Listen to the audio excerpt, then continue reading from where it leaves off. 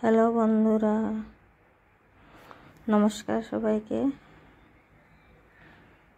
কেমন আছো সবাই? আশা করি ভালোই আছো।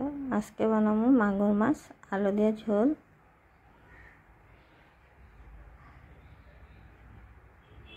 মাছটা প্রথমে লবণ দিয়ে ভালো করে ধুয়ে নিব।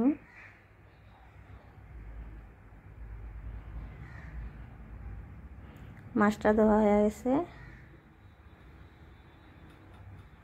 এদিকে আলু, পেঁয়াজ, টমেটো, রসুন, আদা, পেঁয়াজ, আদা আর রসুন একসঙ্গে বাটিয়ে নিব।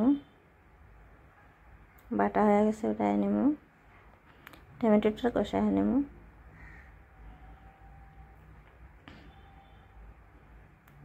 অল্প গরম মশলা বাটিয়ে নিব।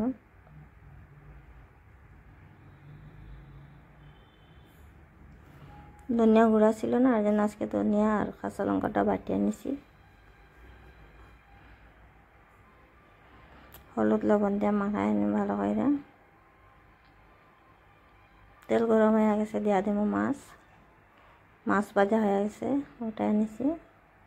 ওই তেলের মধ্যে আলু ভাজা করা নিব।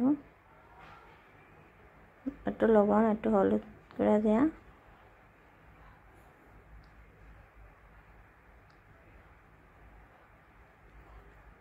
এখন আলু ভাজাটা হয়ে গেছে।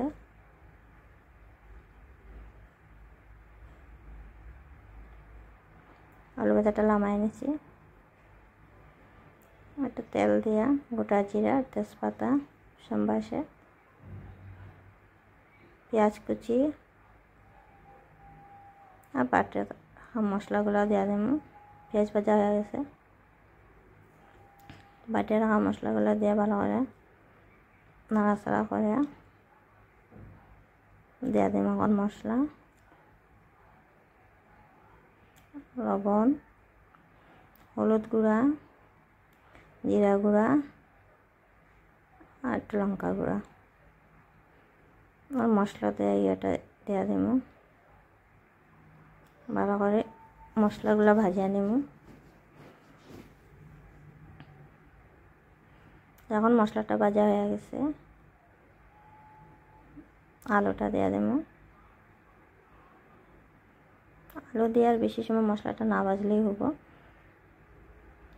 ভাজা হয়ে গেছে, দিয়ে দেব জল।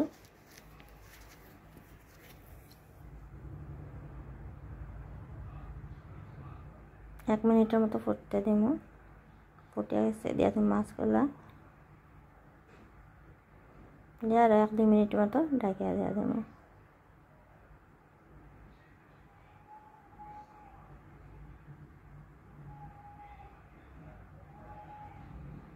তখন হয়ে গেছে প্রায়। গরম মশলাটা দিয়া নামায় নেব।